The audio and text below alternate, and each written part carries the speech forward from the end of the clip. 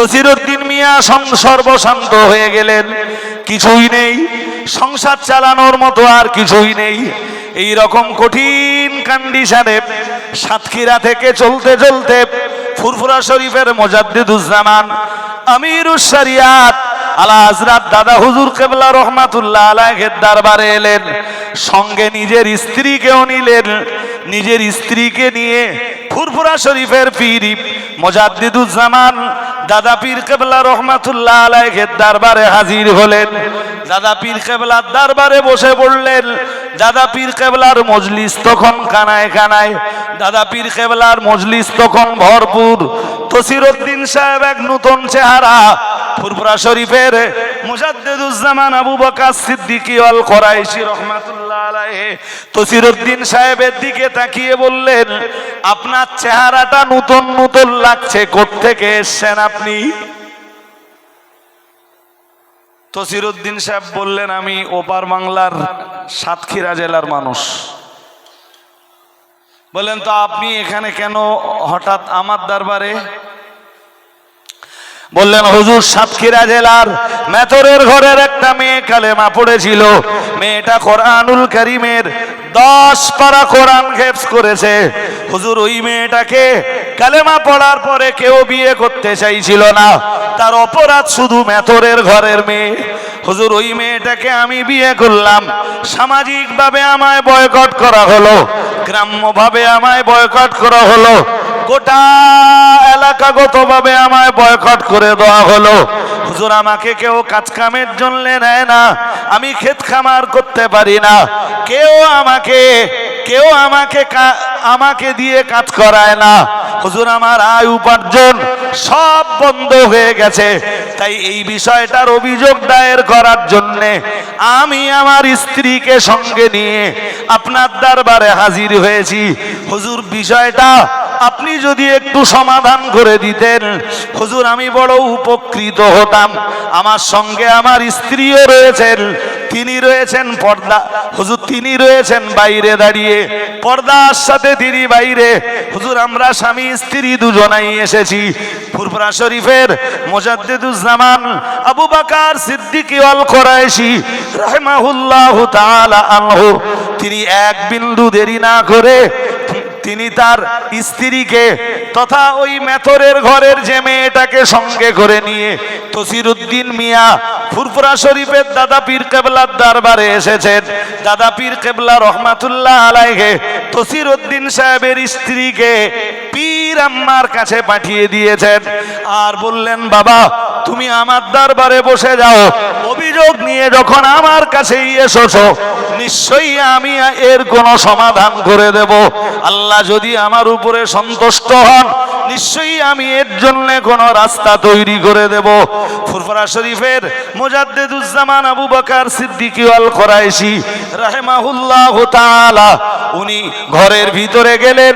পীর আম্মাকে ডেকে বললেন, এই মেয়েটা হলো 10 পারা কোরআনের হাফেজা।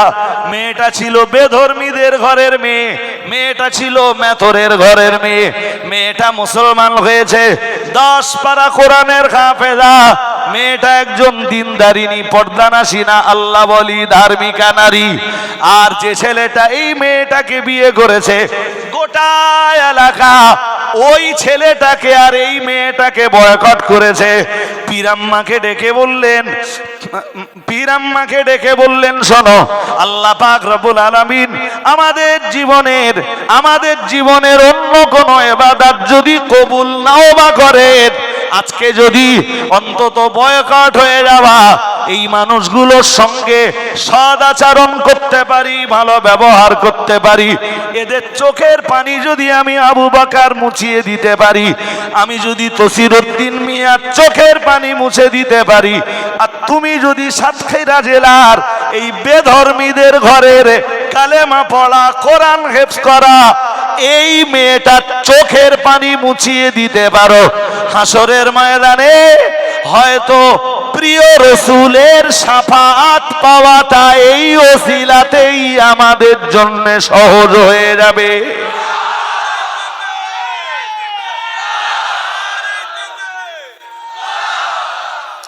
পীর আম্মাকে ডাক দিয়ে বললেন, সুতরাং রান্না বান্না হয়ে গেলে তোমার কাজ হলো তুমি ওই মেয়েটা যে পাত্রে খাবার খাবে তুমিও ওই পাত্রে খাবার খাবে। আর আমার কাজ হলো বাইরে আমি তসিরউদ্দিন মিয়া যে পাত্রে খাবার খাবেন আমিও তসিরউদ্দিন মিয়ার খাবারের পাত্রে খাবার খাবো। বাংলাদেশের সাতক্ষীরা জেলার ওই এলাকার সবাই যখন তসিরউদ্দিনের স্ত্রীকে ঘৃণা করছে, আমি তসিরউদ্দিনকে ঘৃণা করব না। তুমিও খবরদার এই মেয়েটাকে ঘৃণা করো না।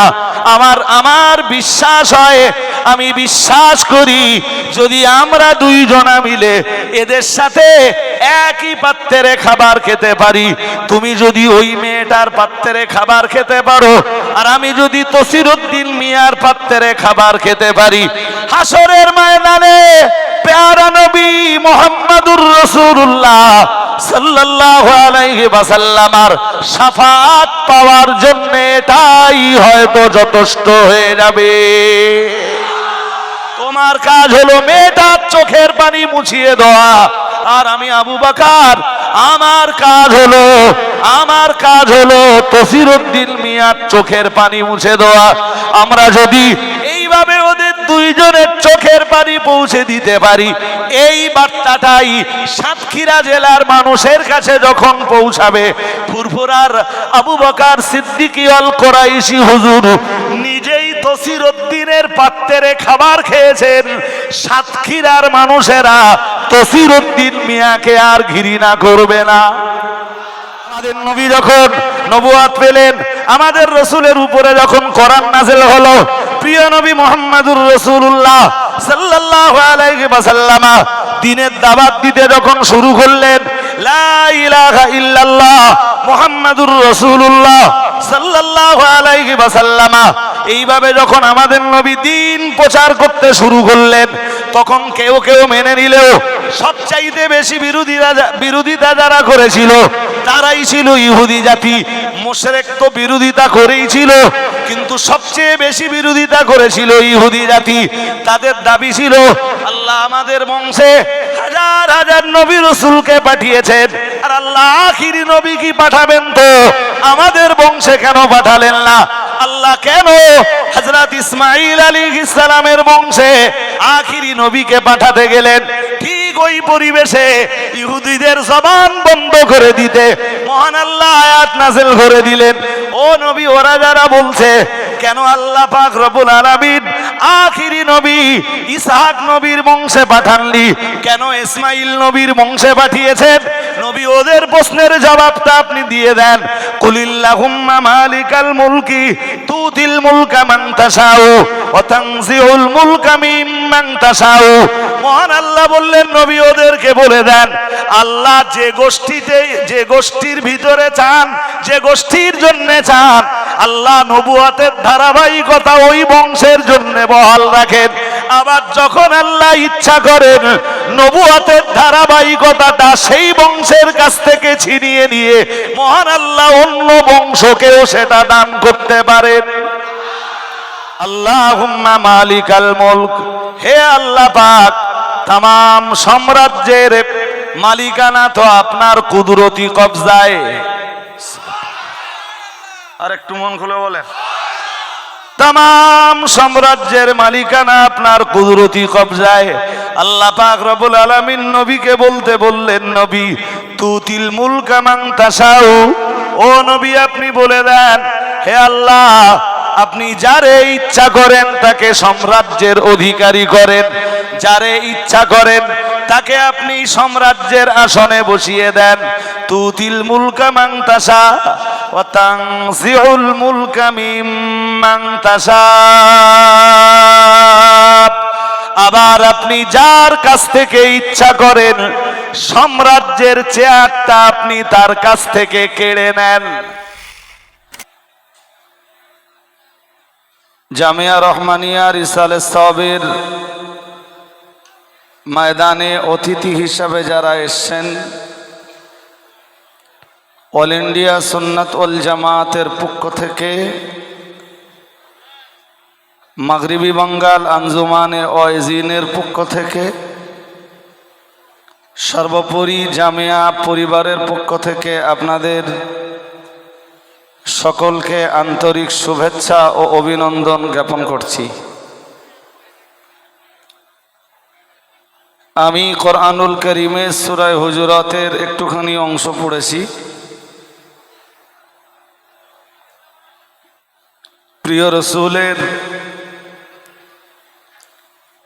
জবানে বলা অগণিত হাদিসের ছোট্ট একটা হাদিস পড়েছি।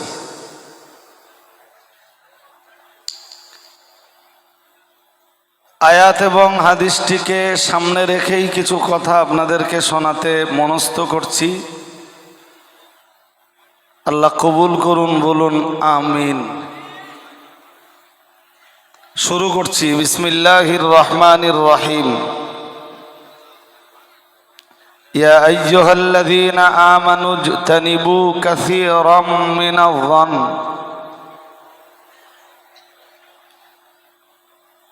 শুরুতেই আল্লাহ ঈমানওয়ালা মানুষদেরকে ডাক দিয়েছেন, ডাক দিয়ে বলেছেন, হে ঈমানওয়ালারা, ইজতানিবু কাসীরাম মিনায-যন্ন। তোমরা সকলেই বহুবিধ কুধারণা থেকে বিরত থাকো। আমার কথার দিকে আপনাদের আরো মনোযোগী হতে হবে। আয়াত বুঝবেন তবে অজ বুঝবেন। শুরুতেই আল্লাহ ঈমানদারদেরকে ডাক দিয়েছেন, এর অর্থ এই আয়াত কোনো বেধর্মীর জন্য নয়। এই আয়াতের বিধান কোনো অমুসলিমের জন্য নয়, কোনো অবিশ্বাসীর জন্য নয়। আল্লাহ বলেছেন, হে ঈমানওয়ালা মানুষের দল, হে বিশ্বাসী লোক সকল, অথবা তোমরা যারা ঈমান এনেছো, ইজতানিবু কাসীরাম মিনায-যন্ন, তোমরা বহুবিধ কুধারণা থেকে বেঁচে থাকো, কুধারণাকে পরহেজ করে চলো।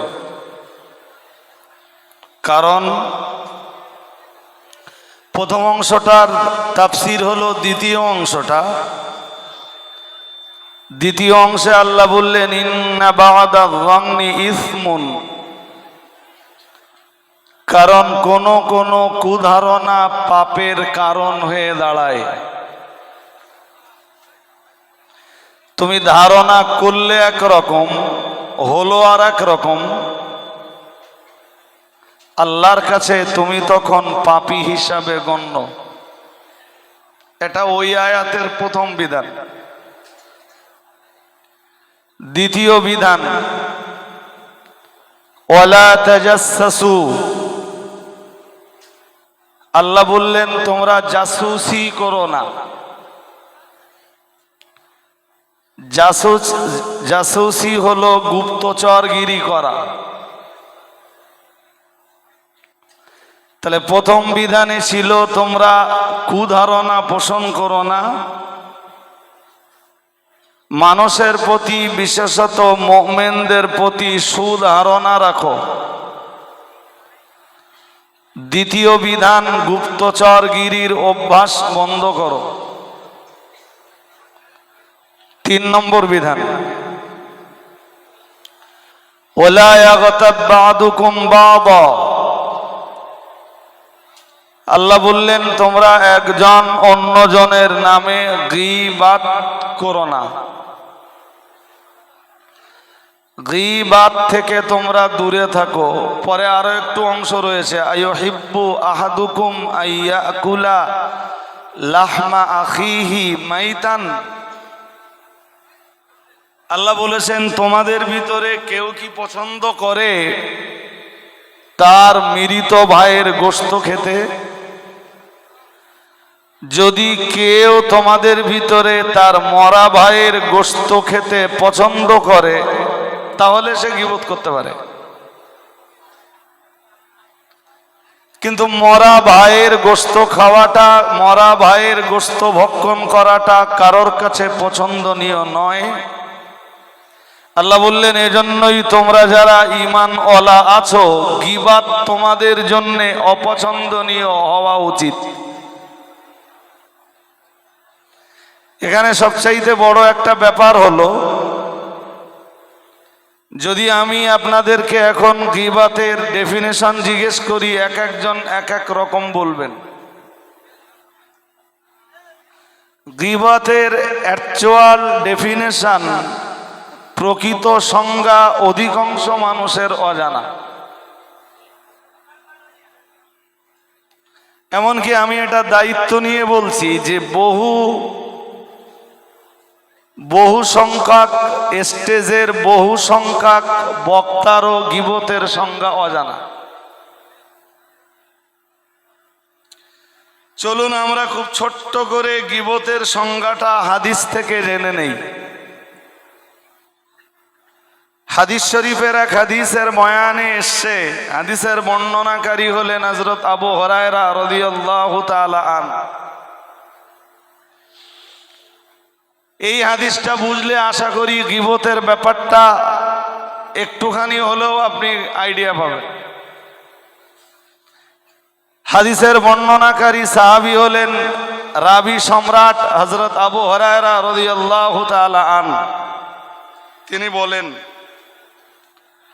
রাসূল করিম সাল্লাল্লাহু আলাইহি ওয়াসাল্লাম একবার সাহাবীদের জিজ্ঞেস করলেন, আতাদুরুনা মাল গীবা, ও সাহাবীরা তোমরা কি বলতে পারো গীবাত কি জিনিস? আমি গীবাত কাকে বলে এইটা হাদিস থেকে আপনাকে উদ্ধৃতি দিয়ে বোঝানোর চেষ্টা করছি। রাসূলুল্লাহ তা সাহাবীদেরকে জিজ্ঞেস করলেন, বলতে পারবে তোমরা গীবাত কি জিনিস?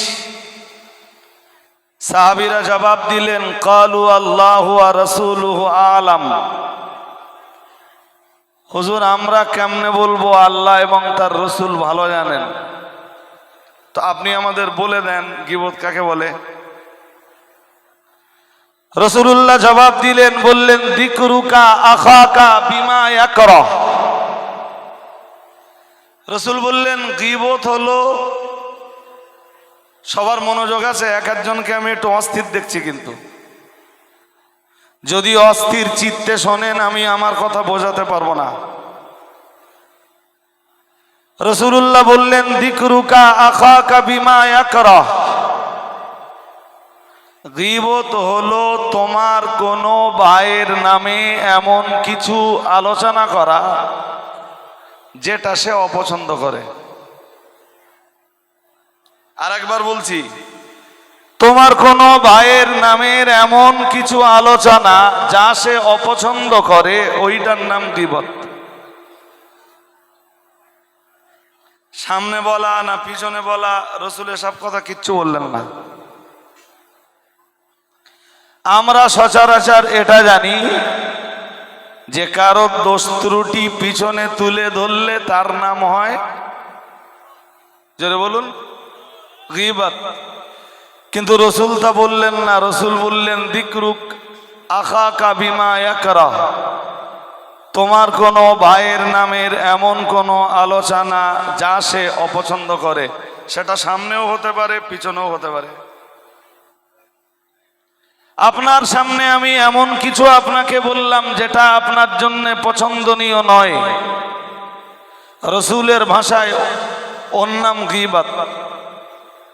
আপনার পিছনে আমি এমন কিছু বললাম যেটা পরবর্তীতে আপনার কানে গেলে আপনার কাছে পছন্দনীয় নয়, রাসূলের ভাষায় ওটাই গীবত।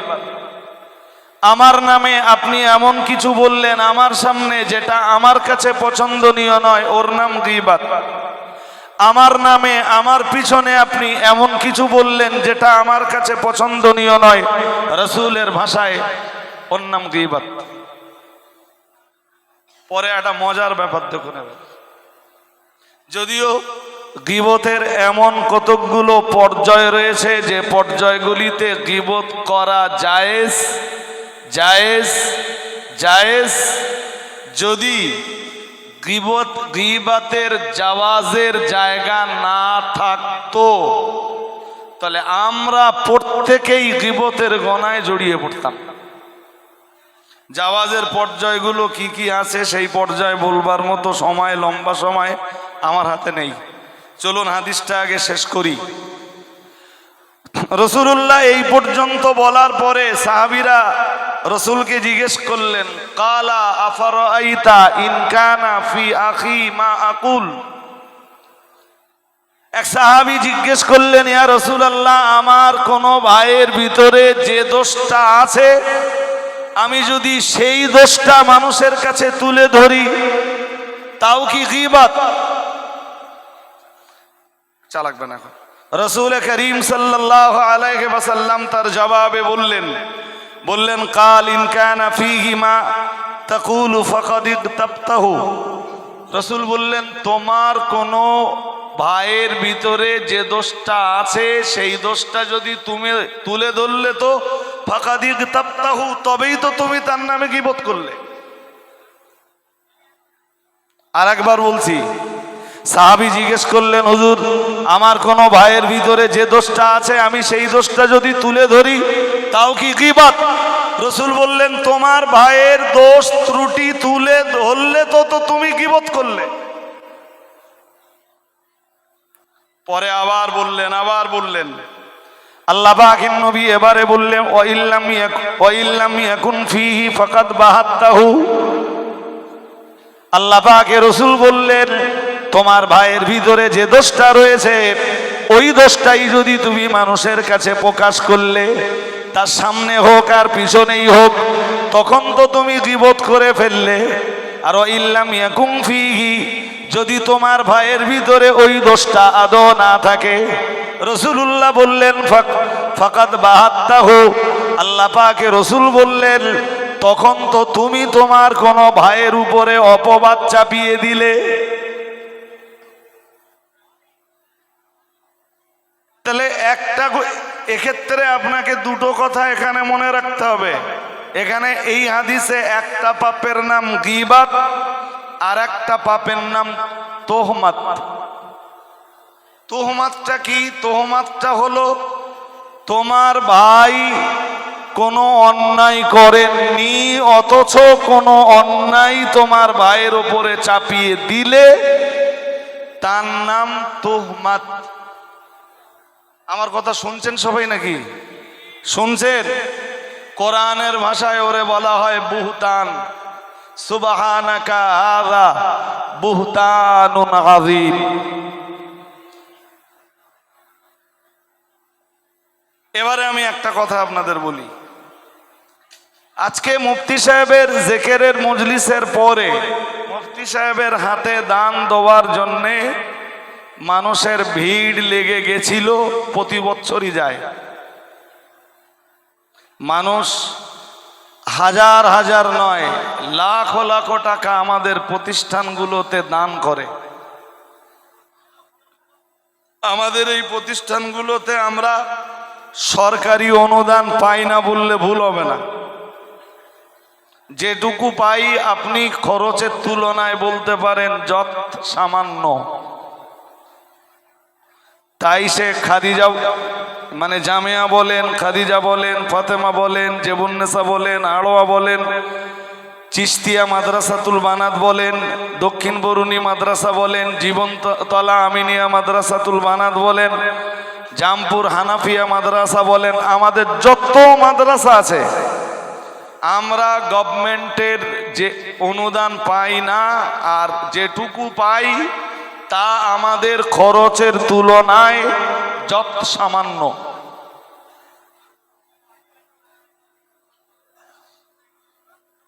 এই পর্যন্ত শোনার পরে একটা কথা মনে হয় একটু শোনা আপনাদের ভালো হবে। সেটা হলো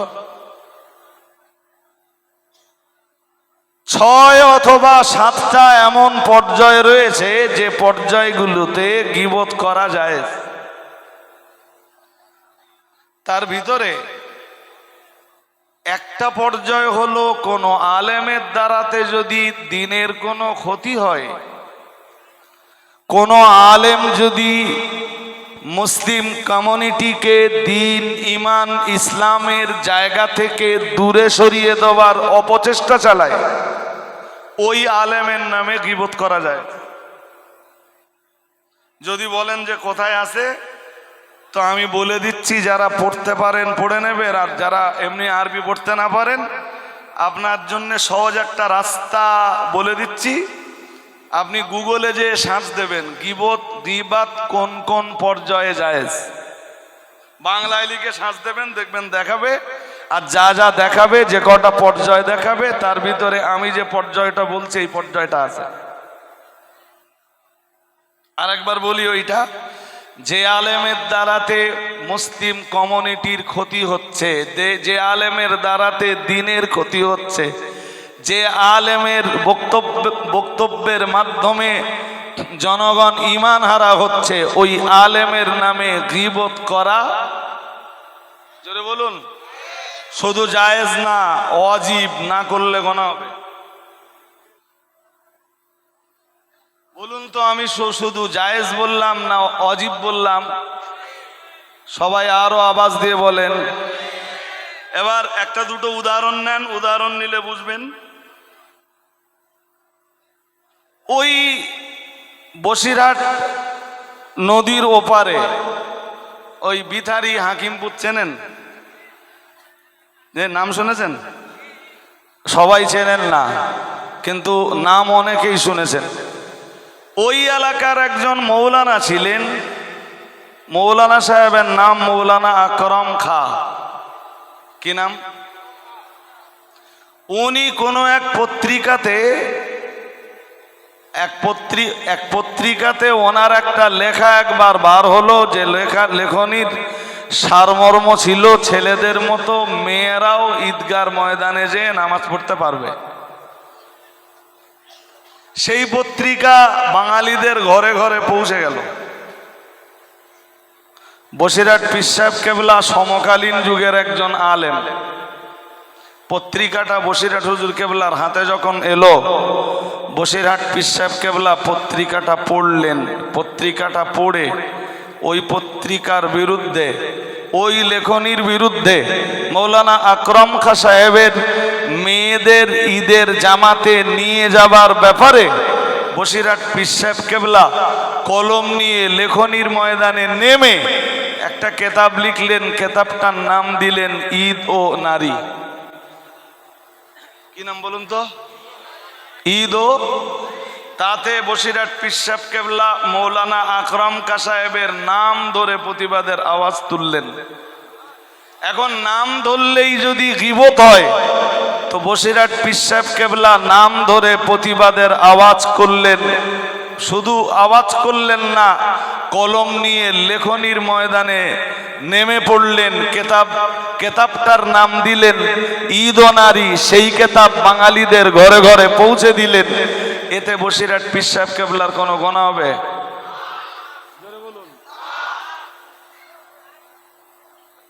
সুতরাং এই গীবত হারাম ওই পর্যন্ত শিখে রাখলে হবে না। গীবতের জাওয়াজের যে পর্যায়গুলো আছে, এই পর্যায়গুলো একজন মৌলানাকে জানতে হবে।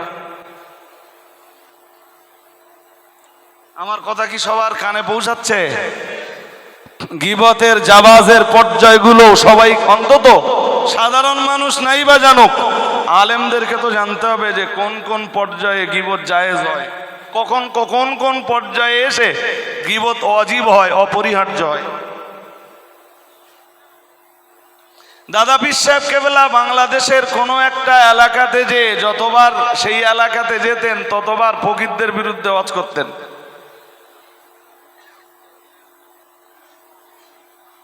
অন্যান্য বারের মতো দাদা পীর সাহেব কেবলা সেবারও গেলেন। দাদা পীর কেবলার ভক্ত, অনুরক্ত, মুরিদিন, মুহিব্বিন, মুতাকিদিনরা দাদা পীর সাহেব কেবলাকে আরজ করলেন, হুজুর আপনি যতবার আসেন ফকিরদের বিরুদ্ধে বক্তৃতা দিয়ে চলে যান। সকাল হলে একই মাঠে চাষবাস, একই বাজারে, একই মার্কেটে মার্কেটিং, একই গ্রামে বসবাস। হুজুর নিজেদের ভিতরে একটা অশান্তি, অরাজকতা, বিশৃঙ্খলার পরিবেশ তৈরি হয়। তো আপনি ফকিরদের বিরুদ্ধে অজ না করে অন্য কোন অজত করতে পারেন। দাদা পীর সাহেব কেবলা তার জবাব দিয়ে বলেছিলেন দিন ইমান ইসলাম বাঁচানোর জন্যে ফকিরদের বিরুদ্ধে আগেও বলেছি, আজও বলবো। আর একটু মন খুলে বললেন না তো? বললেন আগেও বলেছি, আজও বলবো। তাতে তোমরা কে আমার মুরিদ থাকলে আর কে আমার মানে মুরিদানের জায়গা থেকে সরে গেলে আমি ফুরফুরার পীর আবু বকর, আমার তাতে কিছু এসে যায় না। কারণ আস-সাকিতু আনিল হক শাইতানুন আখরাস। দুনিয়ার যে মানুষগুলো হক কথা বলা বন্ধ করে দেয়, আল্লাহ তাদেরকে বোবা শয়তান বানাবেন। আমার মুরিদদেরকে রক্ষা করতে যে আমি হাসরের ময়দানে আল্লাহর কাছে বোবা শয়তান হয়ে উঠতে চাই না।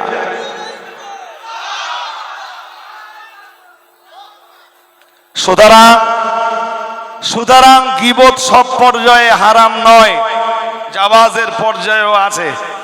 ইভেন আপনারা শুনেছেন দেখেছেন কিনা জানি না, এই বোধহয় 2-3 দিন কি 3-4 দিন হলো এক মৌলানা সে বক্তৃতা করতে করতে মুফতি সাহেবের নাম, মাতিন সাহেবের নাম আর আমার নাম, 3 জনের নাম নিয়ে বলছে এরা এতগুলো মাদ্রাসা চালায়, এরা টাকা কোথায় পায়? খ্রিস্টান সংস্থার সাথে এদের সম্পর্ক আছে, খ্রিস্টানরা এদের টাকা দেয়। এই পর্যন্ত যা ওয়াজ শুনেছেন, জ্ঞান বুদ্ধি বিবেক আছে, এবার বলে ফেলুন এটা গীবত না তহমত? সবাই জোর করে বলুন। হযরত আলী বলেছেন কারণ নামে তহমত দেওয়াটা তার মাথার উপরে আকাশ চাপিয়ে দেওয়া অপেক্ষাও ভারী। আমরা আমাদের এই প্রতিষ্ঠানগুলো কিভাবে চালাই, আমাদের প্রতিষ্ঠানগুলো কিভাবে পরিচালনা করি, কিভাবে জনগণের দ্বারে যে ভিক্ষা করে আমাদের এই প্রতিষ্ঠানগুলোকে আমরা বাঁচিয়ে রেখেছি, সে তো আমরাই জানি। সুতরাং যে মৌলানা আমাদেরকে বলেছেন যে আমরা খ্রিস্টানদের সাথে যোগাযোগ রেখে খ্রিস্টানদের টাকায় আমাদের প্রতিষ্ঠান চালাচ্ছি, দুনিয়ার মানুষের কাছে এই মৌলানাকে জবাবদিহি করতে না হলে আল্লাহর কাছে মৌলানাকে হিসাব দিতেই হবে।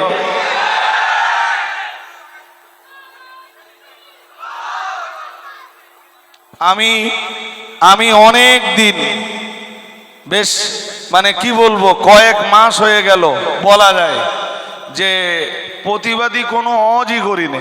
স্টেজে উঠি, মানুষ আমার কাছে কোরআন হাদিসের কিছু বয়ান শোনার জন্য আসেন, কোরআন হাদিসের কিছু মেসেজ পাওয়ার জন্যে একটা স্বচ্ছ পরিচ্ছন্ন মন নিয়ে আসেন। যে কারণে আমি প্রতিবাদমূলক কোনো কথাই এই সম্প্রতিতে খুব বেশি বলেছি আমার মনে পড়ে না। আর এমনি তো আমি যেটুকু প্রতিবাদ করি কোরআন হাদিসের মানদণ্ডে দাঁড়িয়েই প্রতিবাদ করি।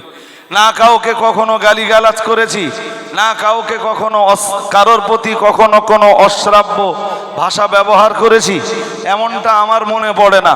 যখনই প্রতিবাদ করি অল ইন্ডিয়া সুন্নাত ওয়াল জামাআতের এগেনস্টে যখনই বিষাক্ত তীর নিক্ষেপ করা হয়, তখনই কোরআন হাদিসের আলো দিয়ে প্রতিবাদ করে সেটাকে প্রতিহত করার চেষ্টা করি। এটা অল ইন্ডিয়া সুন্নাত ওয়াল জামাআতের একজন সৈনিক হিসাবে আমার দায়িত্ব এবং কর্তব্য। সুতরাং যেটুকু প্রতিবাদ করি, যখন দেখি যে আমাদের আলেমদের নামে অপবাদের বিষাক্ত তীর নিক্ষিপ্ত হচ্ছে, সেগুলোকে কোরআন আর হাদিসের আলো দিয়ে, কোরআন আর হাদিসের মাধ্যমে শুধু রুখে দেওয়ার চেষ্টাটা করি, যাতে অল ইন্ডিয়া সুন্নাত ওয়াল জামাত সংগঠনটা বেঁচে থাকে। কারণ অল ইন্ডিয়া সুন্নাত ওয়াল জামাত সংগঠন বেঁচে থাকলে জামিয়া বেঁচে থাকবে ইনশাআল্লাহ। অল ইন্ডিয়া সুন্নাত ওয়াল জামাত থাকলে তবে অল ইন্ডিয়া সুন্নাত ওয়াল জামাতের পরিচালিত শিক্ষা প্রতিষ্ঠানগুলো দুর্বার গতিতে এগিয়ে চলবে ইনশাআল্লাহ। হাজেরিনে মজলিস, এখন তো এই এক্ষুনি যা দেখছি সাম্প্রতিক অতীতে, আমার দিকে মনোযোগ রাখতে হবে সবাইকে। আমি ওয়াজ বেশিক্ষণ করব না, লম্বা ওয়াজ করার জন্য এখানে বসিনি। আমার আজকের বক্তব্যের পরের কথা, সাম্প্রতিক অতীতে ভাই তথাকথিত কিছু বক্তার বক্তব্যের বিষয়বস্তু হয়ে দাঁড়িয়েছে অল ইন্ডিয়া সুন্নাত ওয়াল জামায়াতের এই মুষ্টিমীয় কিছু আলেম, তাও সবাই না, মুষ্টিমীয় কিছু আলেম। তা মাঝে মাঝে আমার চিন্তা হয় যে যদি মুফতি সাহেব ওই স্তরে না পৌঁছাতেন, মুফতি আব্দুল মাতিন সাহেবকে যে আল্লাহ যে স্তর দিয়েছেন, ওই স্তরে যদি মুফতি আব্দুল মাতিন সাহেব না পৌঁছাতেন, আমার জন্ম তো এক প্রত্যন্ত গ্রামে, অতি গরিব দুস্থ অসহায় এক পরিবারে।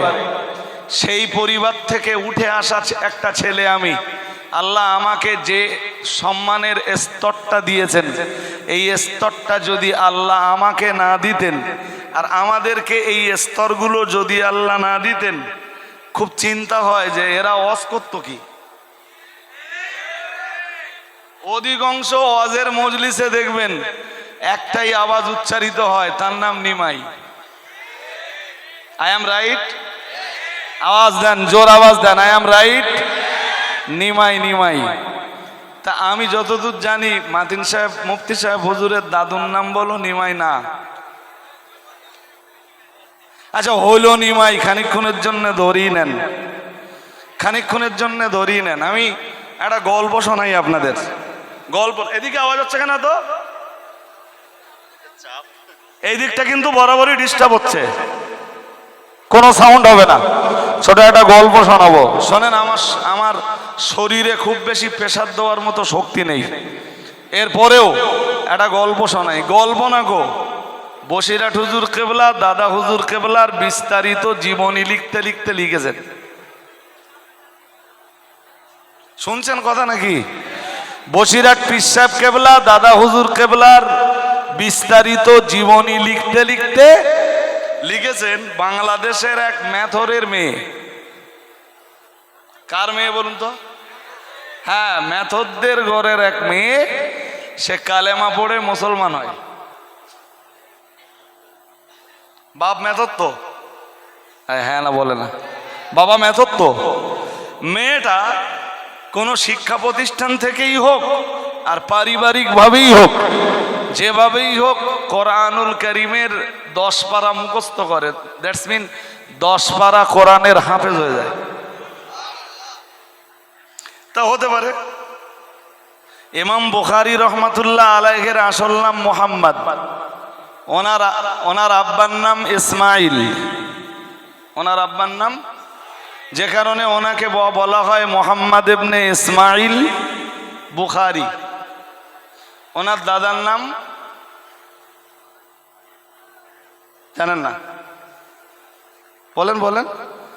মুহাম্মদ ইবনে ইসমাইল ইবনে, বলেন, জানেন না? মুহাম্মদ ইবনে ইসমাইল ইবনে আব্দুর রহমান। একটু সার্চ করো তো, একটুখানি সার্চ করো। এক্ষুনি বাদ দিসবা না। মাঝখানে একজন আছে মুগীরা, তারপরে আছে বারদিসবা। তো ইমাম বুখারী রহমাতুল্লাহ আলাইহির বসিরহাট পীর সাহেব কেবলা বঙ্গানুবাদ মেশকাত লিখতে লিখেছেন। বঙ্গানুবাদ মেশকাত মানে মেশকাতুল মাসাবির বাংলা ভাষায় অনুবাদ করেছিলেন এবং ব্যাখ্যা লিখেছেন। 2-3টে খণ্ড লিখেছিলেন বসিরহাট পীর সাহেব কেবলা। তাই কিতাবটার নাম দিয়েছিলেন বঙ্গানুবাদ মেশকাতুল মাসাবি। শুনছেন নাকি? হ্যাঁ। তার শুরুতে ইমাম বুখারী রহমাতুল্লাহ আলাইহি লিখেছেন যে ইমাম বুখারীর পিতামহ, যদিও অন্য বইতে একটু আমরা অন্যরকম পড়ি। ইমাম বুখারী আমরা অন্য বইতে পড়ি ইমাম বুখারীর দাদা নয়, ইমাম বুখারীর পরদাদা ছিলেন আগুন পূজারী। কি ছিলেন বলেন? আগুন পূজারী। ইমাম বুখারী রহমাতুল্লাহ আলাইহির পরদাদা। কিন্তু বসিরহাট হুজুর কেবলা দেখছি লিখছেন বঙ্গানুবাদ মেশকাতে যে ইমাম বুখারীর দাদা ছিলেন আগুন পূজারী। সেখান থেকে আল্লাহ পাক সেই পরিবার থেকে, তাদের রক্ত থেকেই আল্লাহ আমিরুল মুমিনিন ফিল হাদিস, এটা ইমাম বুখারীর লাকাব। আকাশের নিচে জমিনের উপরে ইমাম বুখারীর চাইতে বড় কোনো মুহাদ্দিসের জন্ম হয়নি। আল্লাহ তাকে বেছে নিলেন ওই রকম এক আগুন পূজারীদের ঘর থেকে। আচ্ছা বলুন তো, যদি আগুন পূজারীদের ঘর থেকে আল্লাহ ইমাম বুখারীর মতো যুগ শ্রেষ্ঠ দুনিয়া শ্রেষ্ঠ মুহাদ্দিসকে বেছে নিতে পারেন, যদি আল্লাহ আমিরুল মুমিনিন ফিল হাদিস ইমাম বুখারীকে বেছে নিতে পারেন, তো বাংলার মুসলমানদের দ্বীনি সেবা করার জন্যে নিমাইয়ের বংশ থেকেও আল্লাহ কাউকে কাউকে বেছে নিতে। আমার কি বলা ভুল হয়ে যাচ্ছে? এটা তো দিলাম একটা ডোজ। কটা ডোজ? এক ডোজ। আর এক ডোজ নেবেন? তাহলে এবার একটা হাদিস পড়ি। হাদিস শরীফ বিবরণ দিয়েছে, রাসূলুল্লাহ জানিয়েছেন, ইন্নাল জান্নাতা তাশতাকু ইলা সালাসাতিন। রাসূলুল্লাহ জানিয়েছেন, নিশ্চয়ই জান্নাত তিনটি মানুষের কামনা করে। সুবহানাল্লাহ বললেন না তো? তাম দুনিয়ার সবাই যদি জান্নাতে চলে যায়, তাম দুনিয়ার সব জান্নাতি জান্নাতে চলে গেলেও তিনজন যদি জান্নাতে না যায়, জান্নাতের চাহিদা মিটবে না, জান্নাতের আকাঙ্ক্ষা পূরণ হবে না। রাসূলুল্লাহ ওটাই বলছেন হাদিসে নববীতে। প্রিয় নবী আমার বললেন, ইন্নাল জান্নাতা তাশতাকু ইলা সালাসাতিন। রাসূলুল্লাহ জানিয়েছেন, জান্নাত তিনজন মানুষের কামনা করে, জান্নাত তিনজন মানুষকে চায়। কখন? ওই তিনজন মানুষের পায়ের ধুলি আল্লাহর দয়ার জান্নাতে পড়বে। আরো আওয়াজ দিয়ে বলেন। এক নম্বরে রাসূলুল্লাহ বললেন, এক নম্বরে বললেন আলী জিন। রাসূলুল্লাহ এক নম্বরে বললেন আমার আলী। তাম দুনিয়ার মানুষ যদি জান্নাতে চলে যায়, সবাই যদি জান্নাতে চলে যায়, আমার আলী যদি জান্নাতে না যায়, জান্নাতের চাহিদা মিটবে না। দুই নম্বরে বললেন ওয়া আম্মার। রাসূলুল্লাহ দুই নম্বরে বললেন, তাম দুনিয়ার মানুষ যদি জান্নাতে যায়, আমার আম্মার যদি জান্নাতে না যায়, জান্নাতের চাহিদা মিটবে না। তিন নম্বরে রাসূলুল্লাহ বললেন ওয়া সালমানা। আল্লাহ পাকের নবী তিন নম্বরে বললেন, তাম দুনিয়ার মানুষ জান্নাতে চলে গেলেও আমার সালমান, অর্থাৎ সালমান ফারসি রাদিয়াল্লাহু তাআলা আনহু যদি জান্নাতে না যায়, জান্নাতের আকাঙ্ক্ষা, জান্নাতের চাহিদা মিটবে না। আরো আওয়াজ দিয়ে বলেন। হযরত সালমান রাদিয়াল্লাহু তাআলা আনহুর বাড়ি পারস্যে। কোথায়? জোর করে বলেন। তার বাবা আগুন পূজারী। তার বাবা, কেউ আবার বলবে না তো যে আমি সাহাবীদের সমালোচনা করছি। আরে বাবা, আমি সাহাবীদের সমালোচনা করলাম কই? আমি তো আগেই হাদিসটা বলে নিলুম যে তিনজন লোকের জন্য জান্নাত সব সময় কামনা করছে। ওই তিনজন কখন জান্নাতে আসবে? তার ভিতরে তিন নম্বরে নাম রয়েছে কার? জোর করে বলেন। তার আব্বা আগুন পূজারী, আগুন পূজারীর ছেলে সালমান, আল্লাহ তাকে দ্বীনের জন্য কবুল করেছেন। শুধু দ্বীনের জন্য কবুল করেননি, শুধু দ্বীনি খেদমতের জন্য কবুল করেছেন তাই না, শুধু আল্লাহ তার সৌভাগ্যে ইসলাম কবুল করেছেন তাই না, রাসূলুল্লাহ তার জীবনে বহু বিষয়ে হযরত সালমান ফারসির কাছে পরামর্শ নিয়েছেন। খন্দকের যুদ্ধে যখন খাল কাটতে হবে, রাসূল করিম সাল্লাল্লাহু আলাইহি ওয়াসাল্লাম সাহাবীরা এক একজন এক এক রকম পরামর্শ দিচ্ছিলেন। সালমান ফারসি পরামর্শ দিয়ে বলেছিলেন, আমরা মদিনার তিন দিকে খাল খনন করব, খন্দক বানাবো। খন্দকের গর্ত হবে এতটা, গর্ত থেকে পড়ে গেলে আর উঠতে পারবে না। সেই খালের চওড়া হবে এতটা। অত্যন্ত দ্রুত গতি সম্পন্ন কোনো ঘোড়া নিয়ে কেউ যদি লাফিয়ে খাল টপকাতে চেষ্টা করে, খাল চওড়া আমরা এতটা করব খাল যেন টপকাতে না পারে। রাসূল মাকবুল সাল্লাল্লাহু আলাইহি ওয়াসাল্লাম হযরত সালমান ফারসির পরামর্শ অনুযায়ী মদিনার তিন দিকে খাল কেটেছিলেন। ইসলামের ইতিহাসে যেটা খন্দকের যুদ্ধ নামে পরিচিত, কোরআনের ভাষায় যেটা আহজাব নামে পরিচিত। শুধু সালমান ফারসি শুধু সাহাবী নন, কখনো কখনো খোদ বিশ্ব নবী সালমানের কাছে পরামর্শ নিয়েছেন। তিনি আগুন পূজারীদের সন্তান। আমার কথা শুনছেন? হ্যাঁ, তো আগুন পূজারীদের ঘর থেকে যদি আল্লাহ হযরত সালমান ফারসিকে তুলে এনে দ্বীনি খেদমত নিতে পারেন, নিমাইয়ের ঘরের দুই একটা পোতাকে যদি আল্লাহ তুলে এনে দ্বীনের খেদমত করিয়ে নেন, এতে আশ্চর্য হওয়ার কিছু আছে?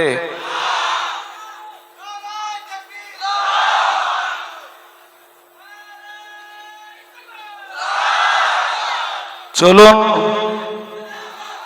কি বলছিলাম ভুলে গেছেন? কি বলছিলাম বলুন তো? দাদা হুজুর কেবলা বসিরহাট পীর সাহেবকে, দাদা হুজুর কেবলার জীবনী লিখতে লিখতে বসিরহাট পীর সাহেব কেবলা লিখেছেন, মেথরের ঘরের একটা মেয়ে সে কালেমা পড়লো, কোরআনের 10 পারা হাফেজ হয়ে গেল। আর একটু মন খুলে, আমাদের হাওড়া জেলার বাকুল শরীফে যিনি শুয়ে আছেন সুফি আব্দুল মোমেন রাহিমাহুল্লাহ তাআলা, আল্লাহ তার রুহানি নেক দোয়া আমাদের নসিবে কবুল করুন। আমি কারোর বিরুদ্ধে বলছি না, আমি খুব হালকা থেকে অতি হালকা জবাব দিচ্ছি আজকে। আমি কারোর বিরুদ্ধে বলছি? জোর করে বলেন। আমি বাস্তবতাটা আপনাদের কাছে তুলে ধরছি। সুফি আব্দুল মোমেন রহমাতুল্লাহ আলাইহির নাম আপনারা শুনেছেন তো? কোথায় মাজার কোথায়? বাকুল শরীফে। গেছেন কেউ? উনি মুসলমানদের ঘরের সন্তান। কেমনে উনি ওলি হলেন?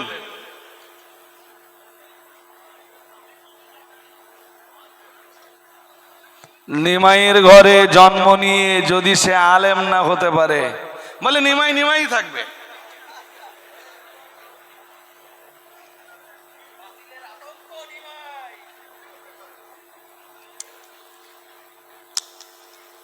সুফি আব্দুল মোমিন রহমাতুল্লাহ আলাইহি অবিশ্বাসীদের ঘরের সন্তান।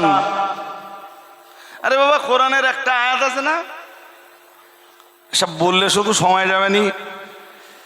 কুলিল্লাহুম্মা মালিকাল মুলকি তুতিল মুলকা মান তাশাউ ওয়া তানজিউল মুলকা মিম্মান তাশাউ ওয়া তুইজ্জু মান তাশাউ ওয়া তুযিল্লু মান তাশা বিয়াদিকাল খায়র ইন্নাকা আলা কুল্লি শাইইন কাদির। জাহাঙ্গীর আমার নেই তো এখানে? জাহাঙ্গীর ওর ভয়ে তো সব পালাচ্ছে স্টেজ ছেড়ে। সূরা আলে ইমরানের আয়াত, এটা সম্ভবত 26 নম্বর আয়াত। এই আয়াতের তাফসীর অনেক লম্বা। 2 ঘন্টা ধরেও যদি আয়াতের তাফসীর করা হয়, মুফাসসিররা ওই আয়াতের ব্যাখ্যায় যা লিখেছেন তাফসীর করা শেষ হবে না। আমি শুধু একটা ধারণা দিচ্ছি, আমার কথা শুনতে হবে। আল্লাহ কি বললেন? কুলিল্লাহুম্মা মালিকাল মুলকি, হে রাসূল আপনি বলে দেন, আল্লাহুম্মা মালিকাল মুলক, হে আল্লাহ পাক तमाम সাম্রাজ্যের মালিকানা তো আপনার কুদরতি কবজায়। আর একটু মন খুলে বলেন, तमाम সাম্রাজ্যের মালিকানা আপনার কুদরতি কবজায়। আল্লাহ পাক রব্বুল আলামিন নবীকে বলতে বললেন, নবী তুতিল মুলকা মান তাশাউ, ও নবী আপনি বলে দেন, হে আল্লাহ আপনি যারে ইচ্ছা করেন তাকে সাম্রাজ্যের অধিকারী করেন, যারে ইচ্ছা করেন তাকে আপনি সাম্রাজ্যের আসনে বসিয়ে দেন। তুতিল মুলকা মান তাশা ওয়া তানজিউল মুলকা মিম্মান তাশা, আবার আপনি যার কাছ থেকে ইচ্ছা করেন সাম্রাজ্যের চেয়ারটা আপনি তার কাছ থেকে কেড়ে নেন। ইচ্ছা কার? জোরে বলেন। তাফসীর কারকরা এই আয়াতের অনেকগুলো তাফসীর করেছেন, যার একটা তাফসীর আমি বলি। যুগে যুগে যুগে যুগে চেয়ার রদ বদল হতে দেখেছেন? আরে বাবা, আমাদের মমতা ব্যানার্জি, আমাদের সিএম ক্ষমতায় এসেছিলেন কত সালে? 2011। তার আগে ক্ষমতায় কারা ছিল মনে আছে? সাম্রাজ্যের এই চেয়ারটার বদল ঘটিয়ে দিয়েছেন কে? আবার সামনে হয়তো এমন দিন আছে, আজকে যারা চেয়ারে আছে সেদিন চেয়ারে থাকবে না। আরে চেয়ার তো রদবদল হতেই থাকে। আল্লাহ ওইটাই বলতেছেন, তুতিল মুলকা মান তাশা ওয়া তানজিউল মুলকা মিম্মান তাশা। হাসিনার খবর মনে পড়ে আপনাদের? জোর করে বলেন। শুধু আল্লাহ সাম্রাজ্য ছিনিয়ে নিয়েছেন না, পালাতেও হয়েছে? পালাতেও হয়েছে। আল্লাহ কোরআনের সূরা আলে ইমরানের 26 নম্বর আয়াতে ওইটাই বলছেন, তুতিল মুলকা মান তাশা ওয়া তানজিউল মুলকা মিম্মান তাশা ওয়া তুইজ্জু মান তাশা ওয়া তুদিল্লু মান তাশা। তো এই আয়াতের আরেকটা তাফসীর হলো, আমার দিকে মন দিতে হবে, খুব মনোযোগী হতে হবে। এই আয়াতের আরেকটা তাফসীর হলো, বনি ইসরাইল জাতিতে আল্লাহ হাজার হাজার নবী রাসূল পাঠিয়েছেন। হাজার হাজার নবী রাসূল আল্লাহ বনি ইসরাইল জাতিতে পাঠিয়েছেন। হযরত ইব্রাহিম আলাইহিস সালামের দুই বেটা। ইব্রাহিম আলাইহিস সালামের এক বেটার নাম ইসমাইল, আর এক বেটার নাম ইসহাক। ইসহাক আলাইহিস সালামের বেটার নাম ইয়াকুব।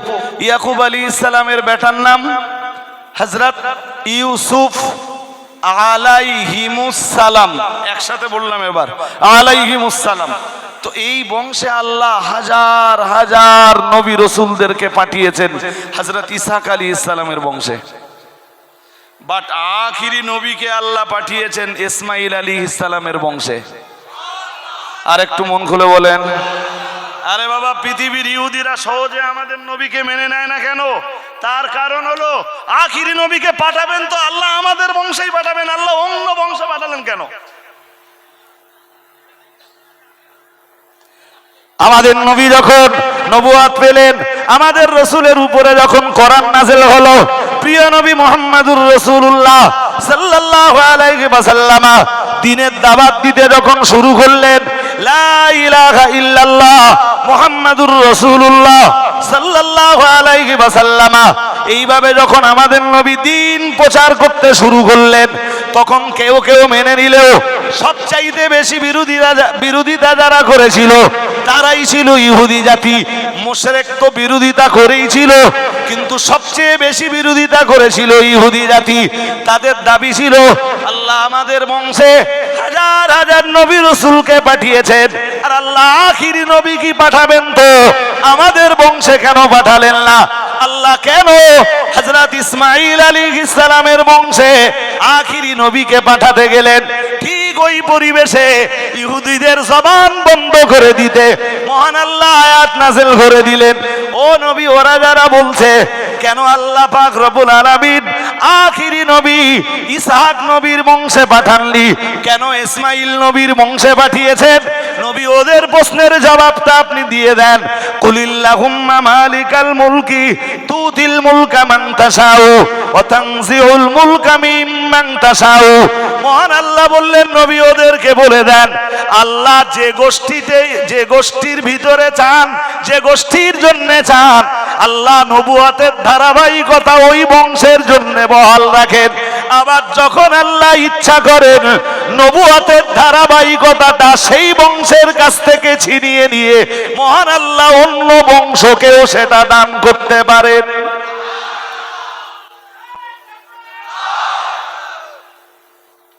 কোরআনের এই আয়াত অস্বীকার করার কোন জায়গা আছে?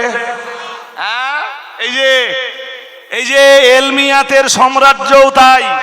ওখানে সাম্রাজ্য মানে এই সাম্রাজ্য শুধু নয়, এলমিয়াতের সাম্রাজ্যও তাই। আমি আলেম, আমার ছেলেও আলেম হবে, আমার পোতাও আলেম হবে, আমার পোতার বেটাও আলেম হবে, এইরকম বিষয় নয়। আল্লাহ আলেমের বংশ থেকে এলেমকে ছিনিয়ে দিয়ে সেই এলেমকে জাহেলের বংশে দিতে পারেন।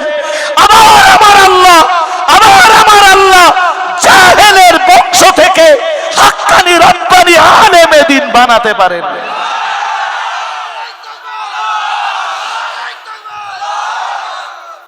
তুলিজুল লাইলা ফিন নাহার ওয়া তুলিজুন নাহারা ফিল লাইলি ওয়া তুলিজুন নাহারা ফিল লাইল ওয়া তুখরিজুল হাইয়া মিনাল মাইয়িতি ওয়া তুখরিজুল মাইয়িতা মিনাল হাই ওয়া তারযুকু মান তাশাউ বিগাইরি হিসাব।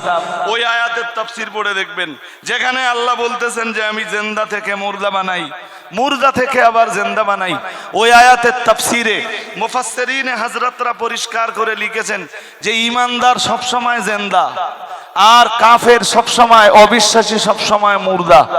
আল্লাহ মুর্দা থেকে জিন্দা বানান, এর মানে হলো আল্লাহ কাফের থেকে ঈমানদার বানান। আবার আমার আল্লাহ যেমন কাফের থেকে ঈমানদার বানান, তেমন ঈমানদার থেকে তিনি কাফেরও বানাতে পারেন। কথা শুনছেন সবাই? হ্যাঁ, ঈমানদার হলো জিন্দার, কাফের কি মুর্দা। অনুরূপ ভাবে আলেম হলো জিন্দার, জাহেল হলো, জোরে বলুন। আল্লাহ বলতেছেন আমি মুর্দা থেকে জিন্দা বানাই, এর মানে হলো জাহেল থেকে আলেম বানাই, জাহেল থেকে, হ্যাঁ জাহেলের বংশে আমি আলেম বানাই।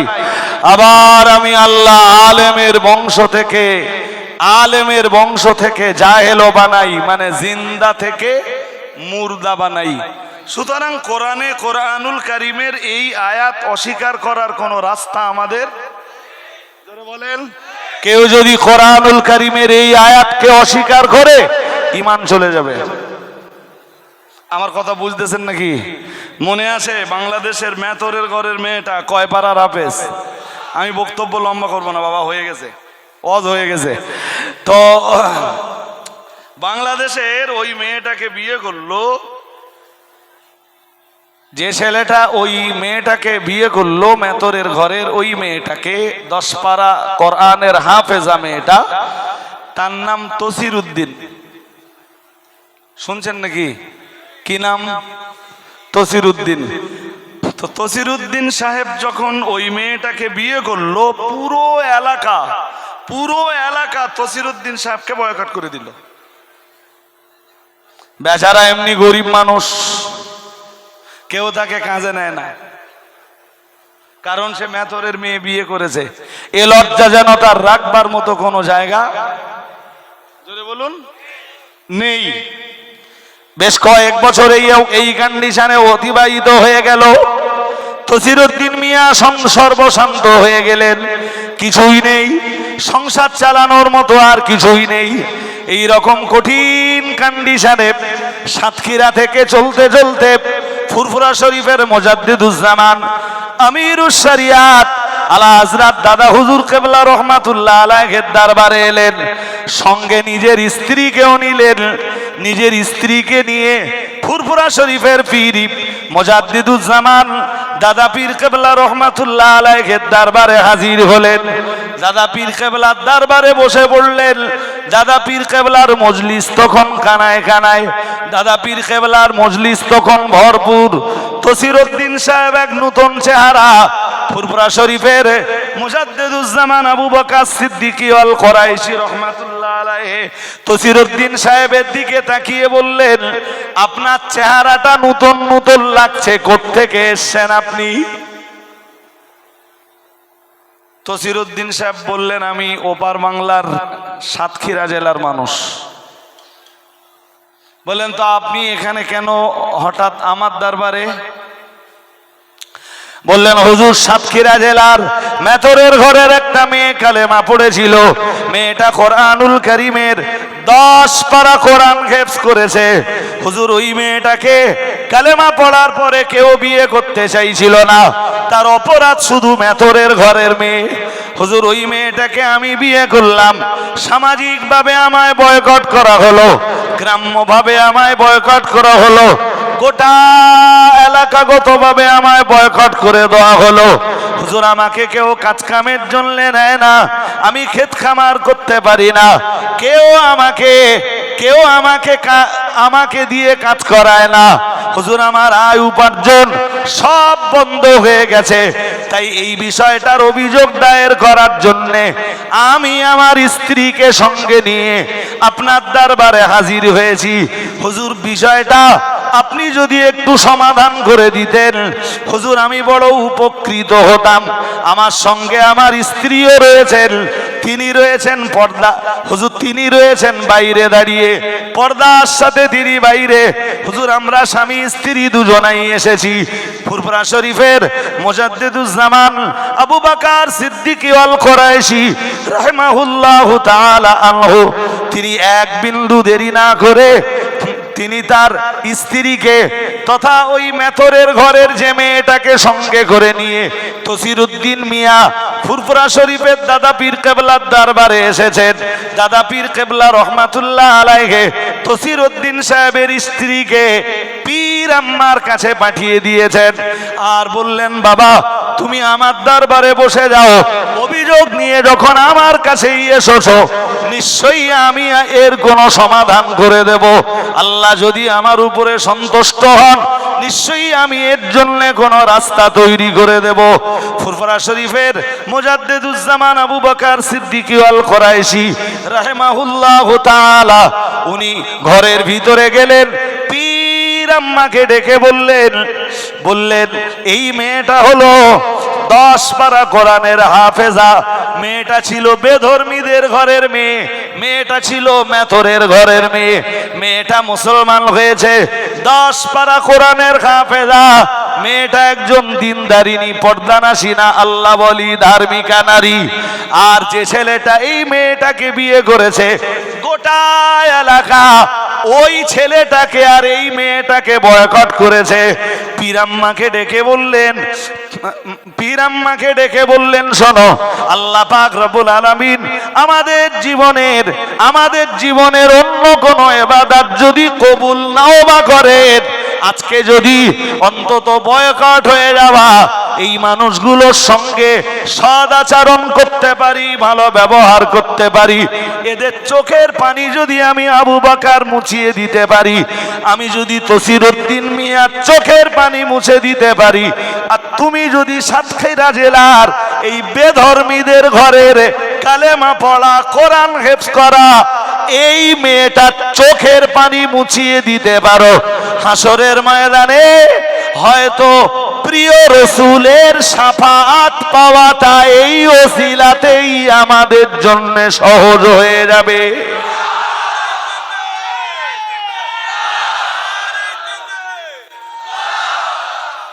পীর আম্মাকে ডাক দিয়ে বললেন, সুতরাং রান্না বান্না হয়ে গেলে তোমার কাজ হলো তুমি ওই মেয়েটা যে পাত্রে খাবার খাবে তুমিও ওই পাত্রে খাবার খাবে, আর আমার কাজ হলো বাইরে আমি তসিরউদ্দিন মিয়া যে পাত্রে খাবার খাবেন আমিও তসিরউদ্দিন মিয়ার খাবারের পাত্রে খাবার খাবো। বাংলাদেশের সাতক্ষীরা জেলার ওই এলাকা সবাই যখন তসিরউদ্দিনের স্ত্রীকে ঘৃণা করছে, আমি তসিরউদ্দিনকে ঘৃণা করব না, তুমিও খবরদার এই মেয়েটাকে ঘৃণা করো না। আমার বিশ্বাস হয়, আমি বিশ্বাস করি যদি আমরা দুইজনা মিলে এদের সাথে একই পাত্রে খাবার খেতে পারি, তুমি যদি ওই মেয়েটার পাত্রে খাবার খেতে পারো আর আমি যদি তসিরউদ্দিন মিয়ার পাত্রে খাবার খেতে পারি, হাসরের ময়দানে প্যারা নবী মুহাম্মদুর রাসূলুল্লাহ সাল্লাল্লাহু আলাইহি ওয়াসাল্লামের শাফাআত পাওয়ার জন্য এটাই হয়তো যথেষ্ট হয়ে যাবে। তোমার কাজ হলো মেয়েটার চোখের পানি মুছিয়ে দেওয়া, আর আমি আবু বকর আমার কাজ হলো তসিরউদ্দিন মিয়ার চোখের পানি মুছে দেওয়া। আমরা যদি এইভাবে ওদের দুইজনের চোখের পানি পৌঁছে দিতে পারি, এই বার্তাটাই সাতক্ষীরা জেলার মানুষের কাছে যখন পৌঁছাবে, ফুরফুরার আবু বকর সিদ্দিক আল কুরাইশি হুজুর নিজেই তসিরউদ্দিনের পাত্রে খাবার খেয়েছেন, সাতক্ষীরার মানুষেরা তসিরউদ্দিন মিয়াকে আর ঘৃণা করবে না। এবারে এতটা অশোনার পরে বলুন তো এটা কার আদর্শ? জোর করে বলেন আজকে আমাদের আদর্শ কি?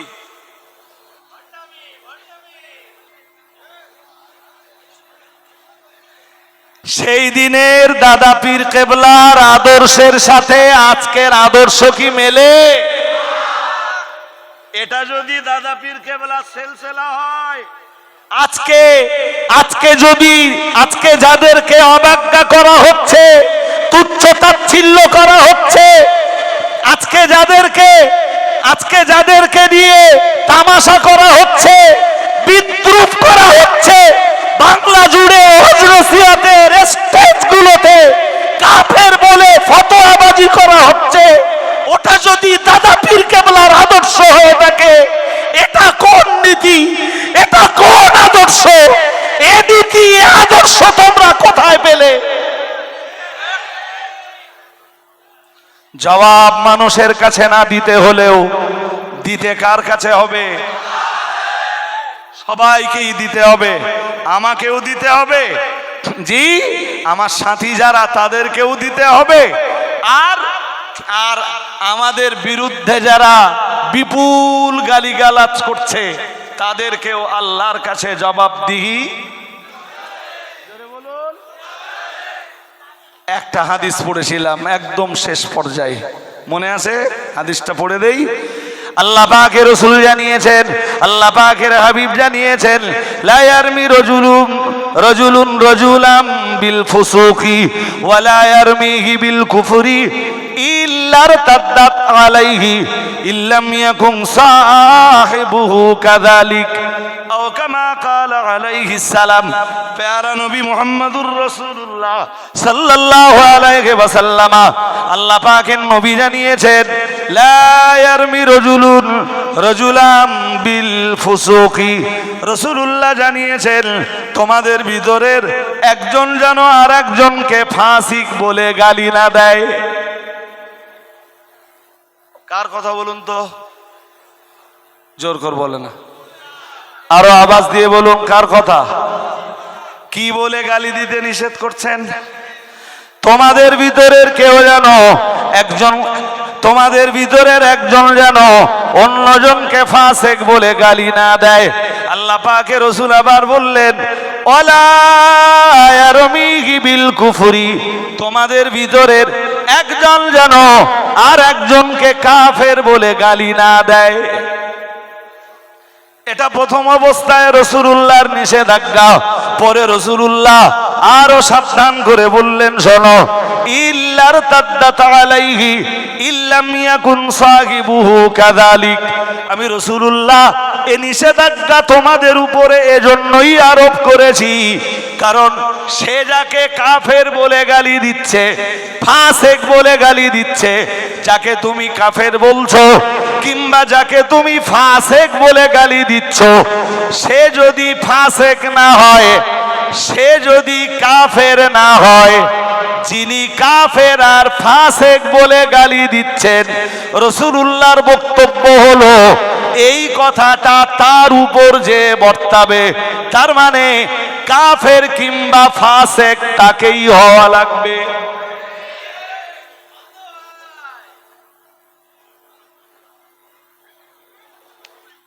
যত পারো কাফেরের জিকির করো। হ্যাঁ না বলবেন তো? যত পারো কাফেরের জিকির করো।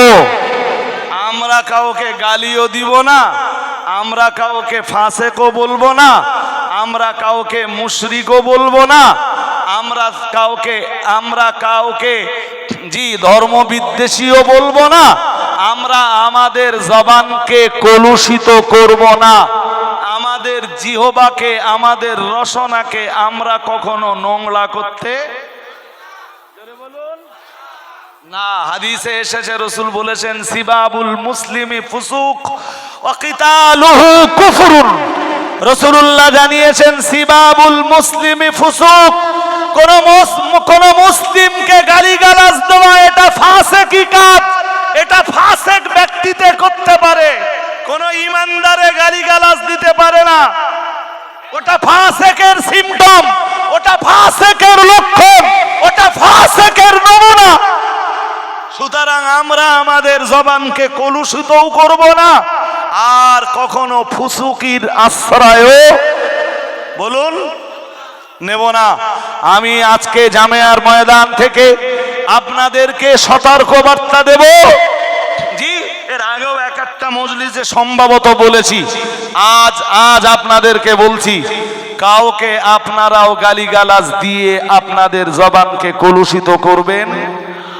জোরে বলুন। চাই সে আমাদের বিরুদ্ধে যে যত বড় কথা বলুক, আপনি তাকে গালিটা দেন না। আমার কথা শুনছেন নাকি? হ্যাঁ, আরে ভাই, গাল তো আপনাদের কম দেয়, গাল তো আমাদের বেশি দেয়। আবার বলছি, গাল তো আপনাদের কম দেয়, গাল আমাদের বেশি দেয়। তো হ্যাঁ, এমন কোন রাত নেই যে রাতে আমাদের নামে গাল পড়ে না। আমাদের অসুবিধা হয় না, আপনাদের অসুবিধা হবার কথা আছে? হ্যাঁ, আমার অসুবিধা হয় না। না না, লিমিট ক্রস করতে পারবেন না। শুনুন, আমি পরিষ্কার বলছি জামিয়ার ময়দান থেকে, আপনি কাউকে গালিগালাজ দিয়ে যদি গুনাহগার হন, অল ইন্ডিয়া সুন্নাতুল জামাতের কোন আলেম হাসরের ময়দানে আপনাকে বাঁচাবে না। আমার কথা শুনছেন নাকি? হ্যাঁ, সুতরাং যদি এমন কোন হুজুর থাকে কারোর যে গালিগালাজ করার পরেও সেই হুজুর তাকে বাঁচাবে, তাহলে সে যে সেই হুজুরের কাছে বায়াত হতে পারে, আমরা কাউকে বাঁচাতে পারবো? আমাদের নিজেদের কি হবে আমরা নিজেরাই, জোরে বলুন, আমাদের নিজেদের কি হবে নিজেরাই জানি না। সুতরাং আপনারা কাউকে গালি দেবেন, ওই গালিগালাজের জিম্মাদারি আমরা কখনোই নিব না, নিতে পারবো? সুতরাং জামিয়া রহমানিয়ার বাৎসরিক ইসালে সাহাবের তৃতীয় দিনের রাত্রে আপনাদেরকে সাবধান করে দিচ্ছি, আমাদের নামে যতই গালিগালাজ পড়ুক, আপনারা কোনো গালিগালাজ করতে যাবেন না। সবাই আমার সাথে একমত? হাত তুলুন। কেউ যদি হাত না তোলেন আজকের ময়দানে, তাহলে প্রমাণ হবে যে আপনার এখনো লোকের গাইল দেওয়ার ইচ্ছা আছে। হাজারিনে মজলিস, হাত নামান। আমার প্রাসঙ্গিক বক্তব্য শেষ। জামিয়া রহমানিয়ার ময়দানে প্রতি বছর আসেন। শুরু করেছিলাম কি দিয়ে মনে আছে? যে কেউ একজন বক্তব্য রাখতে রাখতে বলছে, চলে গেলে হবে না, আপনাদের ময়দান ভাঙলে হবে না, আর এক্ষুনি ভাঙবেও না আশা করি। কেউ একজন বক্তব্য রাখতে রাখতে বলেছে আমাদের প্রতিষ্ঠানগুলো চলে খ্রিস্টানদের টাকায়। আপনারা আওয়াজ দিয়ে বলুন, এই কথা সত্য না মিথ্যা? একটু মিথ্যা না পুরোপুরি মিথ্যা? পুরোপুরি মিথ্যা। সুতরাং জামিয়া রহমানিয়া রিসালে সাহাবের ময়দানে এসে লক্ষ লক্ষ টাকা যেভাবে আপনারা দান করেন, সেইভাবে দান দাক্ষিণ্যতা দিয়ে তাদের চোখ খুলে দিতে হবে, তাদের অন্ধ চোখ খুলে দিতে হবে যে জামিয়া খ্রিস্টানদের টাকায় চলে না, খাদিজা খ্রিস্টানদের টাকায় চলে না, অল ইন্ডিয়া সুন্নাত ওয়াল জামাতের প্রতিষ্ঠানগুলো খ্রিস্টানদের টাকায় চলে না, বৈদেশিক টাকায় চলে না। এদেশের আপনার জনসাধারণ মাদ্রাসা দরদিদের টাকায় জামিয়া চলে, মাদ্রাসা দরদিদের টাকায় খাদিজা চলে, মাদ্রাসা দরদিদের টাকায় অল ইন্ডিয়া সুন্নাত ওয়াল জামাতের প্রতিষ্ঠানগুলো চলে। আল্লাহর কোন বান্দা রয়েছে এই হাজার হাজার মানুষের ভিতর থেকে প্রথম অবস্থায় হাত তুলুন, 1 লক্ষ টাকা দেবেন। আল্লাহর কোন নেক বান্দা? এক ভাই 5000 টাকা দিয়ে গেছেন আমার হাতে, আল্লাহ তার দান কবুল করুন। ফার্স্ট টাইম আমি 1 লক্ষ টাকা চাইছি। জি, 1 লক্ষ টাকা। আওয়াজ দেন জোর করে, নারায়ে তাকবীর। আর একটু আওয়াজ ভালো হলো না তো? চাইতে চাইতেই 1 লাখ হয়ে গেছে। একটু জোর আওয়াজ দিয়ে বলেন না, নারায়ে তাকবীর। আরো আওয়াজ দিয়ে বলেন, নারায়ে তাকবীর। অল ইন্ডিয়া সুন্নাত ওয়াল জামাত জামিয়া রহমানিয়ার বাৎসরিক ইসালে সাহাবের দাতাগণ, বাপ্পা মন্ডল বলুন জিন্দাবাদ। আর একটু জোর আওয়াজে বলেন না জিন্দাবাদ। বাপ্পা ভাইরে আপনারা চেনেন না তো? এই দেখেন, এই একটা গজি, খাবার, ওর ওই বাচ্চাটার খাবার খাওয়া পয়সা, ওই পয়সা জামিয়া দিয়েছে, সেই পয়সায় জামিয়া চলবে, খ্রিস্টানদের টাকায় নয়। তকবীর এত আওয়াজ দিয়েছেন, এত স্লো দিয়েছেন কেন? আরো জোর আওয়াজ দেন। ওইটুকু বাচ্চার মানসিকতা আপনি ভাবতে পারছেন? ওর খাবার পয়সা জামিয়া রহমানিয়া পরিচালনার জন্য দান করে যাচ্ছে। সুতরাং জামিয়া খ্রিস্টানদের টাকায় না, জামিয়া এদেশের জনগণের টাকায় চলে। 1 লাখ টাকা চাইতেই রাজারহাট বসিনা নিবাসী বাপ্পা মণ্ডল 1 লক্ষ টাকা দেওয়ার ওয়াদা করেছেন। নারায়ে তাকবীর, নারায়ে তাকবীর। হ্যাঁ, আর বাপ্পা ভাই একটু উঠে দাঁড়ান দিন, আপনি একটু উঠে দাঁড়ান, একটু দাঁড়িয়ে থাকেন।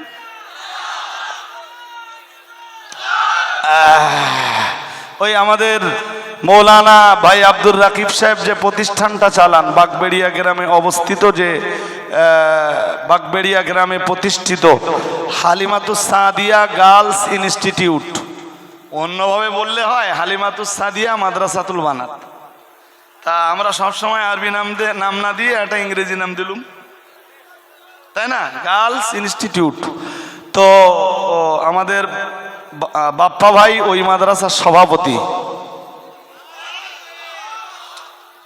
আল্লাহ যাকে চান তাকে দিয়ে দিনের কিছু খেদমত করিয়ে নেন, তাই না? কোথায় বাপ্পা ভাইয়ের বাড়ি রাজারহাটের বসিনা, আর কোথায় বাগবাড়িয়া মাদ্রাসার সভাপতি উনি। আল্লাহ হায়াত কিসমত দারাজ করুন। এবছরের হজ ক্যান্ডিডেট।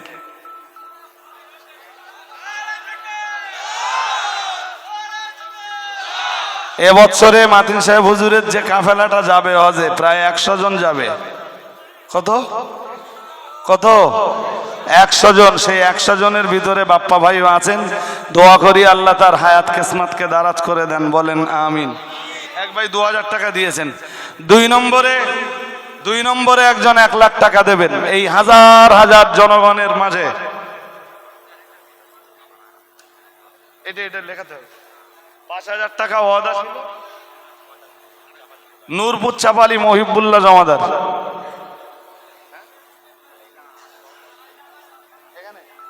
ও এটা 2 বস্তা আলু ওয়াদা ছিল, সেই ওয়াদা একই নামে। আর আগামীবারের জন্য উনি আবার 5000 টাকা দেবেন। 2 নম্বরে একজন দেবেন 1 লাখ টাকা। আল্লাহর কোন নেক বান্দা আছেন, চাইছি আপনাদেরকে দিতে হবে, আপনাদেরকে প্রমাণ করে দিতে হবে যে অন্য টাকায় নয়, জনগণের টাকাতেই আমাদের শিক্ষা প্রতিষ্ঠানগুলো পরিচালিত হয়। জি ভাই, আমি আগেই বলেছি আমার শরীরে লোড দেওয়ার মতো খুব বেশি ক্ষমতা নেই। এরপরেও আমি চাইছিলাম না যে আমি কথা বলবো। আমি মাতিন সাহেব হুজুরকে বারবার বলছিলাম যে হুজুর আমি কথা না বলে এই সময়টা আপনি কথা বলুন। তো হুজুর বললেন না, তুমি কথা বলো। তাই আমি বসেছি, আর উনি আমার নাম ঘোষণাও করে দিয়েছেন।